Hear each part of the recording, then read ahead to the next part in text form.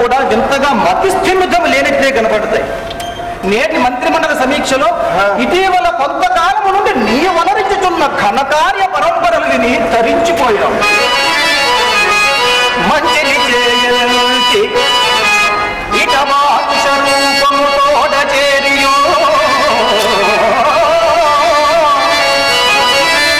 వంచన చేయుచు సకల భాగ్యములు ప్రజాది సౌఖ్యము పొందుచు దానం బగిది దుర్భర హింసల పాలు చేయ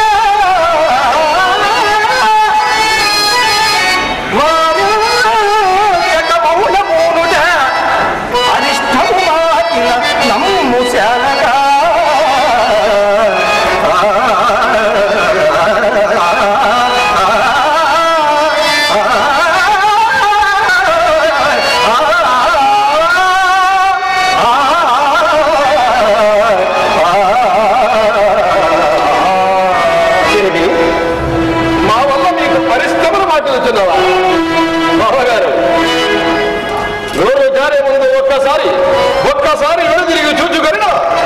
నేను ఇచ్చటకు వచ్చినప్పటికీ మీ రాజ్య స్థితిగతులేమో తిరిగి మానవ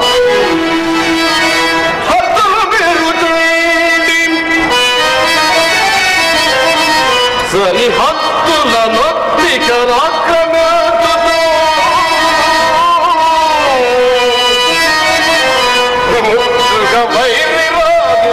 ముందుకు సాగుడం మీరు మర్చిరే. అప్పటి రాజ్య రక్షణ ప్రయత్నమున మీకున్న అన్ని ఆశలు అంతరించి నిరాశతో మీరు చింతిల్లు సమయమున ఇద్దరి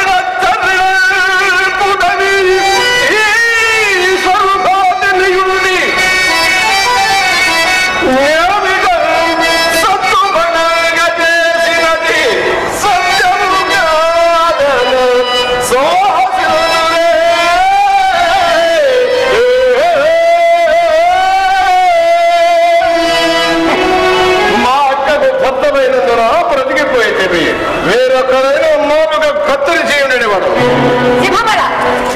చారిత్రక నీ బాధ్యలకు కాలమో నీవేదో మమ్మలను ధరించు చుట్టివని తలంచు చుట్టినే కాని మూర్ఖులమనే నీతి మారి తెరించు నా ఇల్లునే పద్దలింపజూచిన పద్దెట్లు పిల్లలు చేసి ప్రలాపించమని కళలో కూడా ఊహిపడి కూడా చూడక మా పెద్ద తల్లి బిడ్డల కదా ఈ 106 అన్నదమ్ములను తెచ్చి పెట్టుకొని పోషించుతున్నందులకు మీ నైజములను చూపించుకుంటారు. ఇక ప్రభావాదములు తక్షణమే నీవు నీ తమ్ముడితో కలిసి మా రాజ్యమును వీడిపోయిన రమ్మనగానే వచ్చుటకు పొమ్మనగానే పోవుటకు నేను మీ సేవకుడు అనుకుంటేవా? సింహబల తగిన పాఠమునే చెప్పి తమ్ముడితో సహా నిన్ను తీసుకుని వచ్చి ఆదరించినందులకు నాకీ గుణపాఠము యుక్తమైనదే. మనమున ఖేదము మౌనముతో బ్రతుకేల మాకిగన్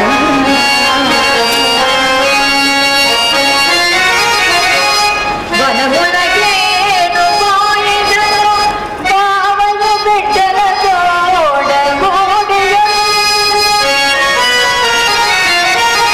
అనయముని ముధారుని నయమున నేను కొనంత జాలిని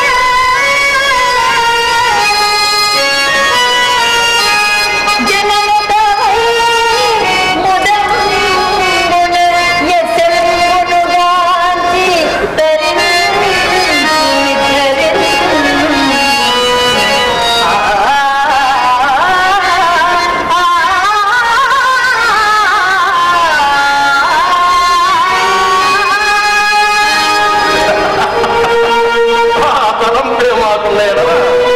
ఎప్పుడో నీ భర్తను తొలగించి సింహాసనం అధిష్ఠించిండు వారు. కానీ ధర్మరక్షకులము గాన అట్లు చేయకుండి. బామ్మగారు రాజై నీవు మహారాణివై వెలుగుతుండవలసినది. నీకు రక్షణ కవచముగా నుండి రాజ్యమును అభివృద్ధి పరచుచు మాకు వలసిన సౌఖ్యములు మేము అనుభవించుతూ సాగుచుండవలసినదే. ఇంతకు నేనిప్పుడు ఇక్కడికి వచ్చిన పని ఏమో తెలియను. అదేమో వచింపకయే మాకెట్లు తెలియదు.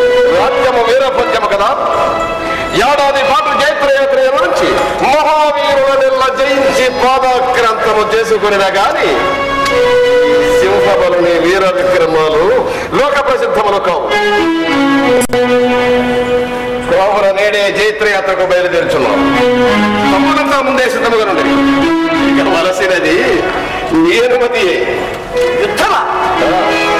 ఎన్నిలకి నిర్భేతుక యుద్ధావేశము, అకారణముగా యుద్ధము పేరిట అమాయక ప్రజల ప్రాణములు హరించుట మాకు సమ్మతముగా. అది అధర్మము, రాక్షసత్వము కూడా. ఏమి మాది అధర్మవర్తనయా? శత్రురాజుల ధాటికి తాళలేక ప్రాణములని చేత పట్టుకుని పారిపోయి అన్న పానాదులకు సైతము మోగము వాచి ఏ మూలను అతి నైత్యముగా జీవింపవలసిన దుర్గతిని మీకు తప్పించిన వాడు ధర్మబద్ధములైన నా చేతను నేడు అధర్మబద్ధములైన నాడు రాజ్య రక్షకుండలైన నేను నేడు రాక్షసుండనైతిరా? సింహబల, నీకెంత చెప్పినలో మూర్ఖుని వలె పట్టిన పట్టు మాత్రం విడుకున్నావు.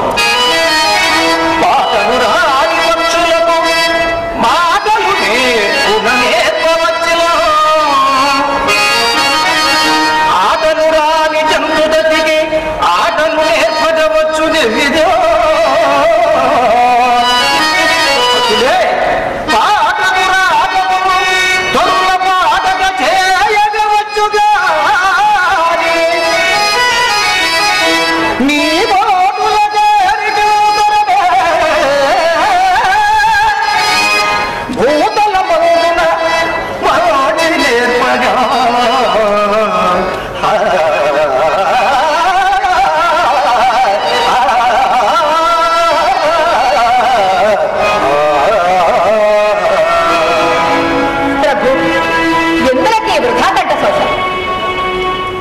అభిష్టమునే నెరవేర్చుకోండి. రట్టుకో.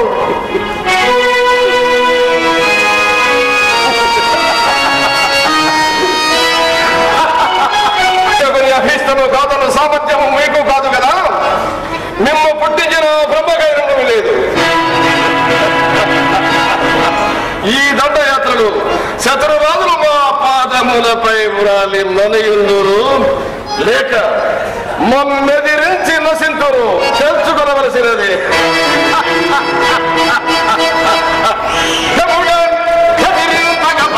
బతుకగా నిత్యదగా బతుకగా నిత్యదగా బ్రతుకగా నిత్యదగా.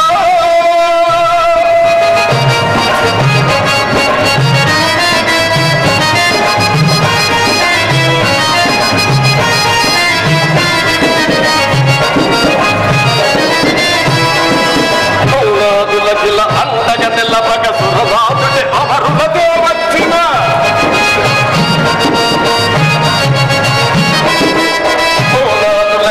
అంతగా తెల్ల పగ సురరాజుడి అమరులతో వచ్చిన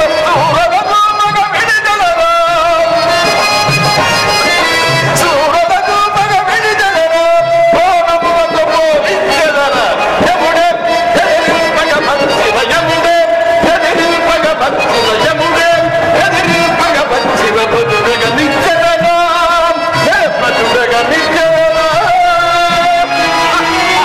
లేని విధముగా ఆ రాజ్యమనింతటి మార్పులకు కారణమేమో అర్థం కాకున్నది.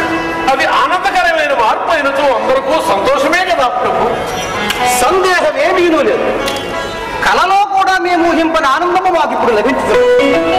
వరుణుడు సకాలంలో వచించడం వల్ల పుష్కలమైన పాడి పంటలతో ప్రజలు సుఖజీవనం సాధించుతున్నారు. ధర్మచింతనతో కూడిన మీ న్యాయపాలన మేరకు కారణం ప్రభు.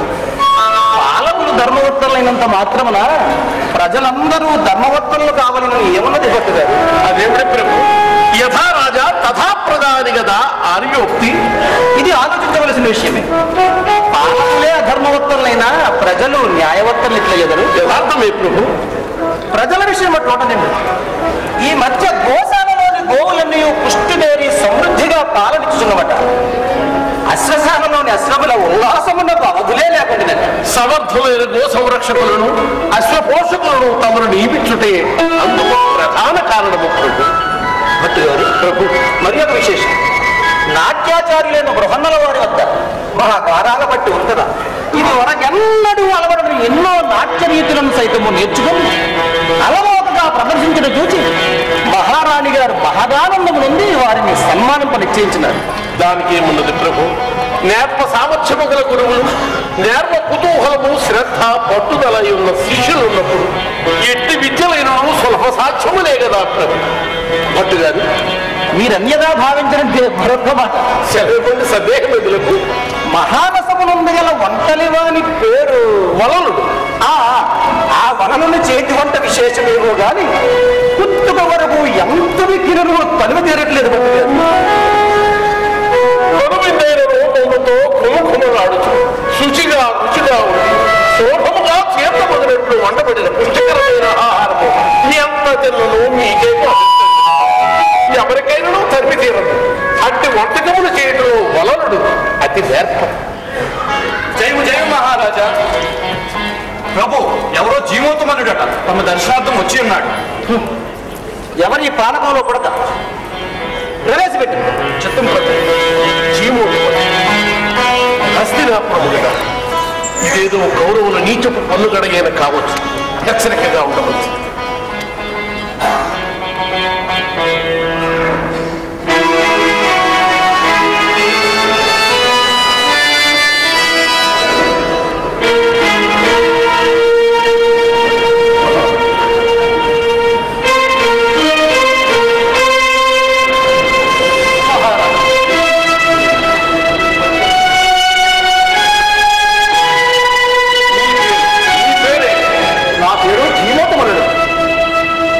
రాజ్యములు పర్యటించుచు ఆయా రాజ్యస్థానములందరి మల్లులందరూ అవలీలగా జయించి కానుకలు జయపత్రములు అందుకుని నేటికి మీ ఆస్థానములకు చేరుకుంటుంది.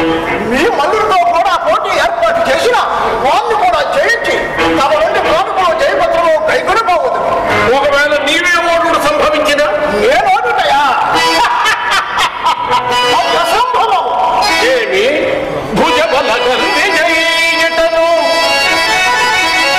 ఓయి జీవితం వల్ల భుజబల గర్విజయటను భూమిని సాటి యొక్క గజబలుడైన లేడను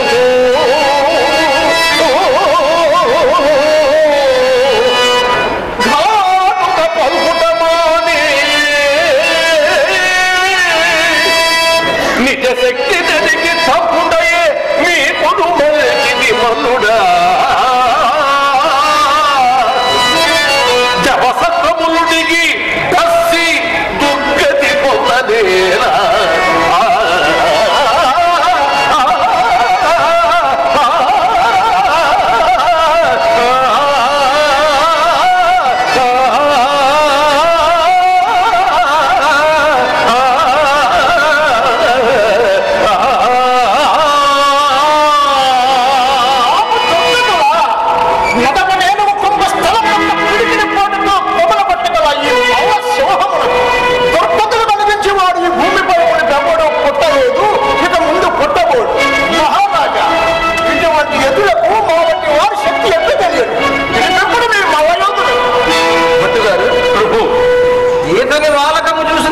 మన మల్లులందరూ బెదిరిపోవడం తథ్యం. ఇప్పుడు ఏది కర్తవ్యం? అతడు కోరినట్లు జయపత్రము రాసి ముందురా అవసరమే లేదు. పోయి జీవితం వల్ల నీ మేలు కోరి మరి కుమారు అడుగుతున్నా. నీకు మల్ల యుద్ధమే కావలైనా లేక మహారాజుల సన్ను మర్యాదలు కానుకలు కావలైన? మహారాజు ఇచ్చే మర్యాదలు కానుకలు మాకు కొత్తగా. మల్ల యుద్ధము అందు విజయము జయపత్రమే మాకు కావాలి. అట్లయిన నీకెక్కడ అపజయమే కాని జయము లభింపదు. ఓహో అవుతటి మనగాడా నీ మల్లుడు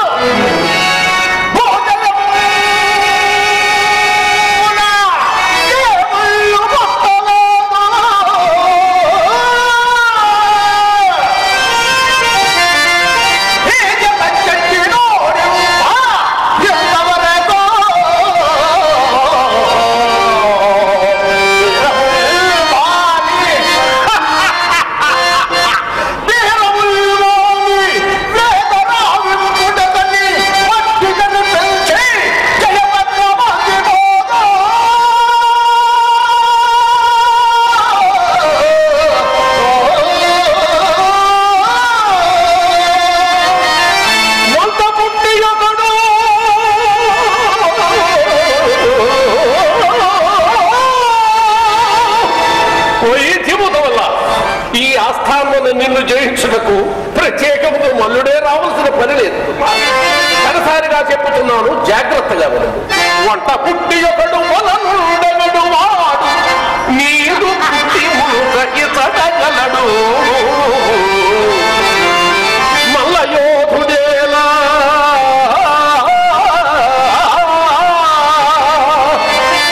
మల్లయోధుడేలా మట్టి గలపగలు చనువు ఫల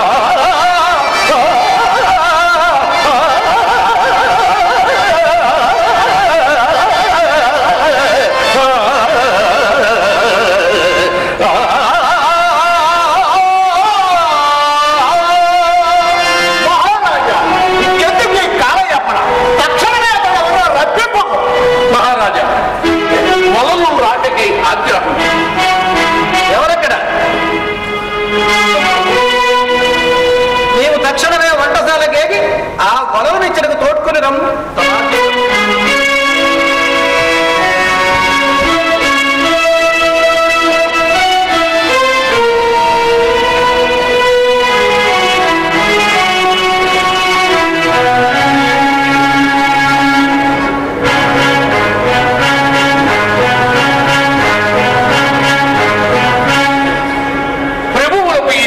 ప్రణామం. గురువు గారికి నా అభివాదం. మహారాజా తమ ఆజ్ఞాబద్ధులై వచ్చినారు. నాసే కావలసిన కార్యమేమో తెలియజేసి నెరవేర్చుకుని పోవదు.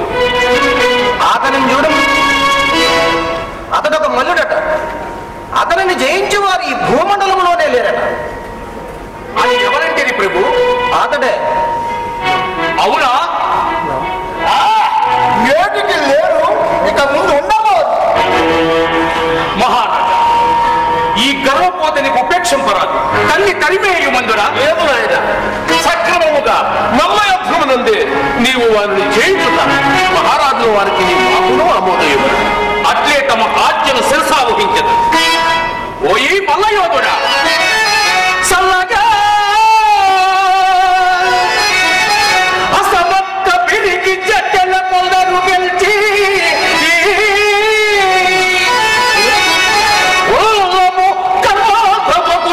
ఉచ్చని తమ్ములు మలచి మధుడా వేలన వేల మా పుస్తికాతమ్ము మడికి చెల్లు నీటిటను కలిపుడు చెప్పుచున్నది సూర్యాల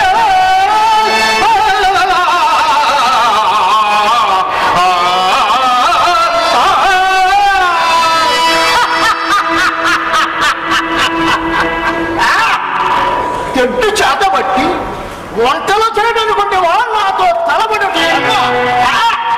ఒక దెబ్బతో మట్టి కలిపించడం చేపట్ట. ఎవరు మట్టి కలిసెదరో ఎవరు మట్టి కనిపించదో చూతము కాని బరిలోకి పద.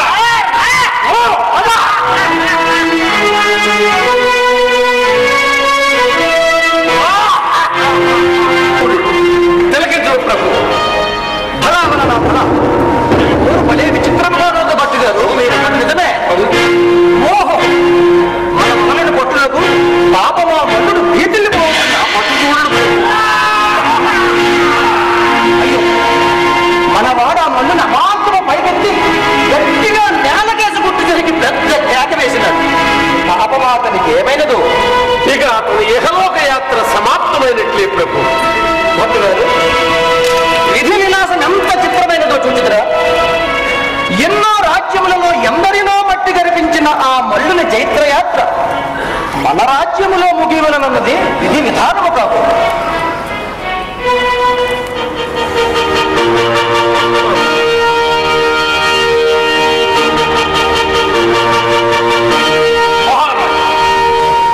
నా పని ముగించింది. తమ ఆనతి ఇచ్చినచ్చు వంటశాలకి ఫలా వలల ఫల నేడి వచ్చరాజ్యపు బరువు మంట కలిసిపోకుండా కాపాడింది. నిన్ను ఏ విధంగా సత్కరించాలో తెలియకున్నది. నీవేదో పాకశాస్త్ర ప్రవీణుడు అనుకుంటువే గాని ఇంతటి మల్ల యుద్ధ విశారదుడని నేనెన్నడూ వినలేదు. నీవిగా ఆ వంటలు చేయటం మాని మా ఆస్థాన మల్ల యోధునిగా నుండి మా మనను అందుకోగోరుతున్నాం. క్షమించండి మహారాజు. నాకిష్టమైన ఉద్యోగం వంటలు చేయడమే. తామది కాదన్నచో తమ కొలివే బదలిపోదు. అది కాదు వలన నీకు ఆ పని తగినది కాదని మా అభిప్రాయం. ప్రభు, అతనితో వాదన మనకెందులేదు. అతను ఏదో స్థిరమైన నిర్ణయములు గలవాడిగా కనపడుతున్నాడు. అతను నట్లే ఉండదు. సరే, నీ ఇష్టం.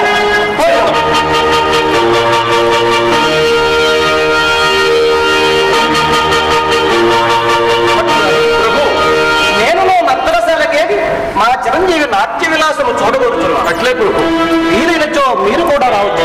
తప్పకుండా తమ వెంటే నేను కూడా. నవమోహనాకారంతో వెలిగిపోను సుమా.